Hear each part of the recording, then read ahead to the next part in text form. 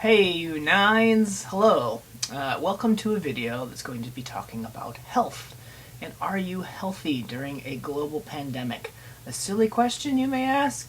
Possibly, but I don't think so, and we'll get more into that at the end of the video as to why we might be asking that and what we're looking after, what we're trying to get after in asking that question.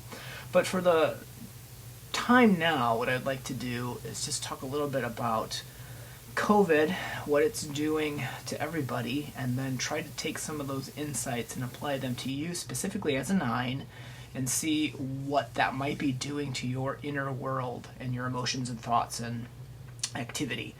But before I do all that, what I'd like to do is talk about COVID for a second, and then we'll get into a description of your type and your motivations, and then jump into the health portion. So when I talk about the mitigation efforts for COVID, keeping it from spreading, the measures the government has taken are likely intelligent, but they do have side effects, and so they've impacted us in a variety of ways. They've isolated us. There's been a lot of fear involved in it. There's been a lot of confusion and anger and boredom, uncertainty, all kinds of things that have come from the COVID mitigation efforts. And that's left a lot of people feeling confused, disoriented, uncertain. That's what COVID mitigation has been doing to folks. As you guys, number 9s, there's a lot of you on the staff at the church you guys work at, you're beautiful people, aren't you? And no, I don't say that to every number. Go check the other videos. They're okay people too. But 9s are pretty great, aren't they? And so what is a 9, right? Well, you're the guys that are just so easy to be around. It doesn't take a lot of work or effort, so people who don't really want to put a lot of a relational energy into activity, you guys are great. And people who have a lot of energy, you're great anyway as well. And so you guys have a creativity to you. You have a desire for peace, which makes you just easy to be around. 9s have a great way of seeing different perspectives, and you are so good, ironically, at building peace amongst conflict. That's ironic because 9s don't like conflict at all. They avoid conflict as much as possible. Conflict in activity, conflict between people, possibly inner conflict as well. If there's conflict inside you during a time like this, you might be keeping away from that as well. So this video actually might be kind of a hard thing to do. But all that to say, 9s, while they don't like conflict, are very good at bringing peace into other relationships. 9s are also typically, if unhealthy, have a hard time getting momentum and getting things done. But also, if they are in a healthy place, they do well getting things done.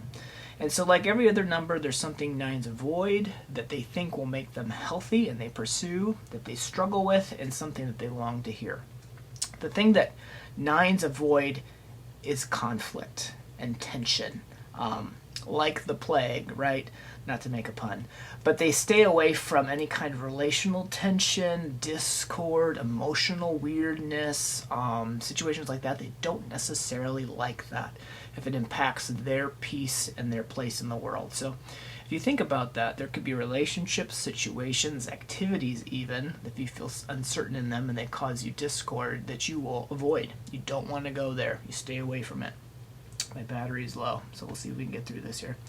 And there's something you guys pursue as well, and 9s believe that they, if they can maintain like peace and serenity in themselves, then they will be whole. They will be healthy, and so they pursue any activities or relationships, or perhaps absence of activity in relationships, to keep themselves feng shui, even keeled. Now 9s struggle with something called sloth, meaning that at times 9s will have an unrealistic view or an idealized perfect view of what life should be, and so they buy into those beliefs to stay away from anything that would upheave their inner worlds, right? And so they know that. 9s know that, but they struggle with it. They want to get into the world, and yet it's extremely difficult to get into the world. They struggle with that. And they long to hear, like, your presence matters. Like, you do matter. You have something to contribute to this world. That's the 9. Now, when we take the impact of COVID with the 9, here's some questions, 5 questions just to ask yourself as to whether you're healthy or not. So the first question I would ask you is, back in January, were you in a healthy spot or an unhealthy spot? The reason I ask that is conflict typically heightens what was already there. And so if you were already unhealthy in January, COVID's doing no favors for you. Vice versa, if you were healthy, then you're coming into COVID in a better position, but it's still going to be pretty tricky. So in the Enneagram matrix of thought, there are 9 levels of health. They don't matter what they are, but for the sake of our discussion, I'm breaking them down into 3 chunks. And so when I ask you, were you healthy in January, I'm going to give you some descriptors in each chunk and see which one described you better then. So be thinking about January. So were you unhealthy in January? This is some indicators as to you'd be unhealthy then. Did you abandon? Did you disassociate? Did you repress any kind of feeling, activity, relational activity, hobby, work-related activities? Did you find yourself like just turning off? Like, nope. Or, that's going to require something of me. Nope, not going to think about it. Oh, I feel something. Push it down. Has that been happening? That would be an indicator that you were unhealthy in January. Really look at your activity too. Were you like, did you have momentum? Or were you just stuck and not doing anything? Were you like not caring? Maybe you thought you should do something, but you just weren't. Ask yourself questions like that. The average level, ask yourself questions like, did you disengage, but were you somewhat reflective? Did you accommodate? Like, so it's not like you were turned off, but it was like, okay, like, what can I do? The easiest thing I can do to like make peace. Like peace with a price kind of idea. So like, I know work or I know that relationship wants something of me. Okay, but what's the bare minimum I can give so that I can stay in my peaceful situation? That's an average 9. A healthy 9 is one who is pretty calm, pretty patient, and pretty autonomous and content. And so while the world might be, or your relationships might be unsettled, you're okay. You got it. Ask yourself, in January, which set of descriptors described you the best? So think about that for a second. Pause the video if you need to. Okay, question 2. When you think about those impacts of COVID that I just briefly listed and mentioned at the beginning of the video, so fear, uncertainty of the future, anger, boredom, those things. Which of those in that list do you think impacts you the most? I have some suggestions for you. They may or may not be accurate for you, but just think through them for a second with me. So I would suggest to you as a 9, a person who is wired to avoid conflict and discomfort, look at isolation for a second through COVID. Are you fine with like your relationships having no momentum? Like, do you find yourself sitting there and being like, oh, this kind of sucks, but there's no like giving of yourself to anybody? There's no reciprocity. There's no initiation. Or do you find yourself like just being fine with it, right? So isolation would be a key. Look at grief. Is the going-ons as usual? Are you mourning your routines? Are you finding that you're getting stuck? You're apathetic. You're not accomplishing even simple tasks at home or at work? Do you find yourself like sad and like there's something off and you're not quite sure? Are you grieving something? And I would also look at anger. So 9s typically like bottle their anger, and instead of anger, that comes out kind of like as resentment. So in the spaces of your head and your heart, are you resentful towards your spouse for just unnamed things? What would those be? Are you resentful for your boss? Like, what are those things? Is there resentment in your heart? Is there resentment towards loss of activity or business as usual? Things like that.